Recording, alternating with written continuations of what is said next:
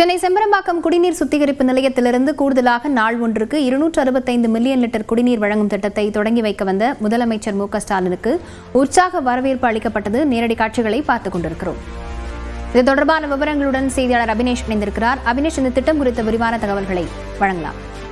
சென்னை குடிநீர் வாரியம் சார்பில் சென்னை மாநகருக்கு நாளொன்றுக்கு 1180 மில்லியன் லிட்டர் குடிநீர் வழங்கி வரக்கூடிய நிலையில செம்பரம்பாக்கம் குடிநீர் சுத்திகரிப்பு நிலையத்திலிருந்து கூடுதலாக நாள் ஒன்றுக்கு 265 மில்லியன் லிட்டர் குடிநீர் வழங்கக்கூடிய திட்டத்தை முதலமைச்சர் மு.க.ஸ்டாலின் பூந்தமல்லியில் இருக்கக்கூடிய செம்பரம்பாக்கம் நீர் சுத்திகரிப்பு நிலையத்திலிருந்து நேரடியாக திறந்து வைக்கிறார். இதற்காக அவர் இந்த இடத்திற்கு வரக்கூடிய நிலையில வரக்கூடிய இடங்கள்ல 4 இடங்கள்ல அவருக்கு திருவள்ளூர் மாவட்டத்துடைய திமுக சார்பில் வரவேற்பு அளிக்கப்பட்டது.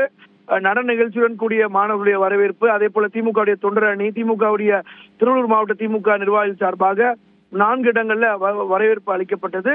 அதன் பிறகு இன்னும் சற்று நேரத்துல இந்த செம்பரம்பாக்கம் நீர் சுத்திகரிப்பு நிலையத்திற்கு வரவிருக்கிறார். இங்கு இந்த 265 மில்லியன் லிட்டர் குடிநீர் வழங்கக்கூடிய திட்டத்தை கூடுதலாக தொடங்க இருக்கக்கூடிய அந்த திட்டத்தை முதலமைச்சர் மு.க.ஸ்டாலின் நேரில் வந்து திறந்து வைக்கிறார். இந்த சுத்திகரிப்பு நிலையத்தை பொறுத்தவரை நாள் ஒன்றுக்கு முழு கொள்ளளவாக 530 மில்லியன் லிட்டர் குடிநீர் வழங்கக்கூடிய ஒரு திட்டமாகும். இதில் ஏற்கனவே இந்த பகுதியில் 265 மில்லியன் லிட்டர் குடிநீர் வழங்கக்கூடிய நிலையில கூடுதலாக தற்போது முழு கொள்ளளவை எட்டக்கூடிய அளவில் 265 மில்லியன் லிட்டர் குடிநீர் வழங்கக்கூடிய இந்த திட்டம் கூடுதலாக இன்றைக்கு திறந்து வைக்கப்பட்டிருக்கிறது.